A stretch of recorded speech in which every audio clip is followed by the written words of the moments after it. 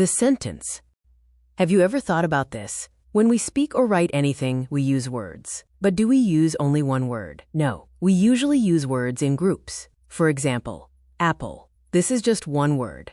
It does not give complete meaning. But when we say, an apple is a fruit, now it makes complete sense. This is called a sentence. So what is the definition of a sentence? A group of words which makes complete sense is called a sentence. Remember this clearly. If the words do not give complete meaning, it is not a sentence. Now here is one more important rule. A sentence always begins with a capital letter. For example, an apple is a fruit. Wrong. An apple is a fruit. Correct. Always start the first letter with a capital letter. Sentences are of four kinds: declarative sentence, imperative sentence, exclamatory sentence, interrogative sentence. Yes, only four. Let's understand them one by one. Today we are learning about the first type of sentence, declarative sentence. So what is a declarative sentence? A statement is called a declarative sentence. It is also known as an assertive sentence. Simple meaning? It tells us something. It gives information. It states a fact. Let's look at some examples. The earth revolves around the sun. This is a fact. It tells us something true. The school reopens on the 12th of June. This gives information. It is a good cricket team. This is also a statement. All these sentences are telling us something. They are not asking questions. They are not giving orders. They are not showing strong feelings. They simply make a statement. And remember, declarative sentences usually end with a full stop. So remember, a declarative sentence makes a statement, gives information, ends with a full stop.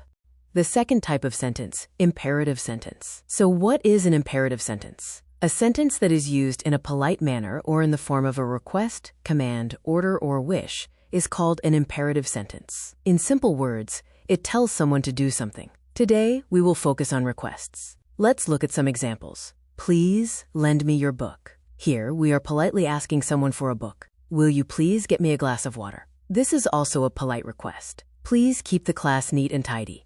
Again, this is asking someone to do something politely. Notice something important. Most request sentences use words like please or will you please. These make the sentence polite. Also remember, imperative sentences usually start with a verb. For example, lend, get, keep. Now, we will learn about commands and orders. Remember, an imperative sentence tells someone to do something. Now let's understand commands first. Commands: stop talking, close the door, be quiet. These sentences are direct. They tell someone to do something immediately. There is no please here. They sound strong and clear. Now let's understand orders. Orders: make 2 cups of tea. Complete the given work by evening. All of you must come to school in full uniform. These sentences are instructions given by someone in authority, like a teacher, parent, officer, or boss. Notice something important.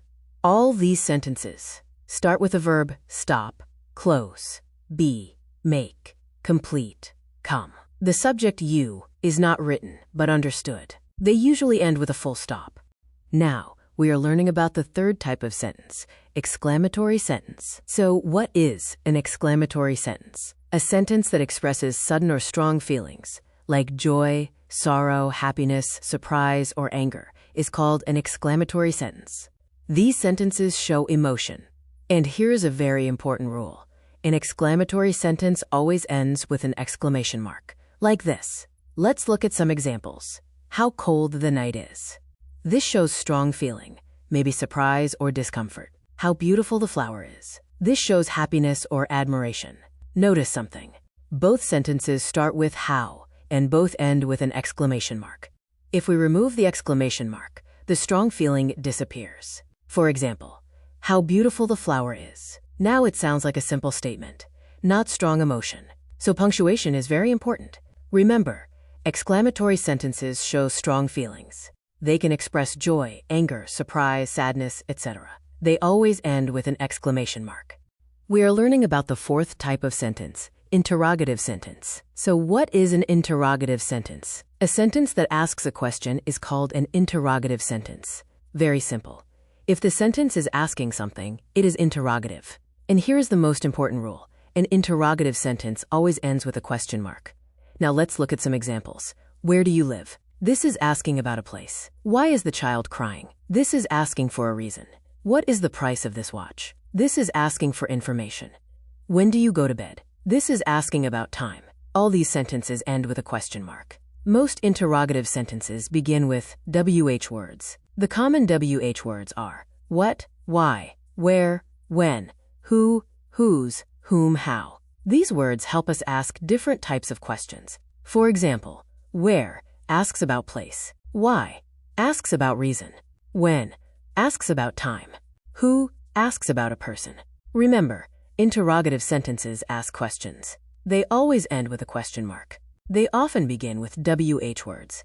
We are going to learn about verbal questions. So what are verbal questions? Verbal questions are those questions which are formed by using auxiliary verbs or helping verbs. In simple words, these questions start with helping verbs. And just like other questions, they always end with a question mark. Now let's look at some examples. Have you heard the news of her death? Here, the sentence starts with the helping verb have. Can he drive the point home? This sentence starts with can. Were you present at the meeting yesterday? This one starts with were. Notice something important. In verbal questions, the helping verb comes before the subject. How to change a statement into a question. Let's start with a statement. You have heard the news. Structure, subject plus helping verb. Here, you is the subject. Have is the helping verb. Now look at another statement. You are ready. Again, you is the subject. Are is the helping verb. One more. She can swim. She is the subject. Can is the helping verb. Now the big question. How do we change these into questions? Very simple rule. The helping verb moves to the front.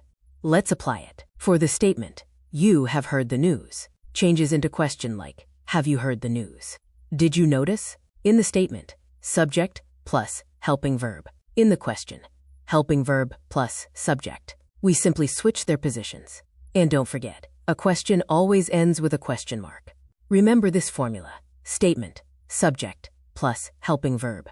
Question, helping verb plus subject.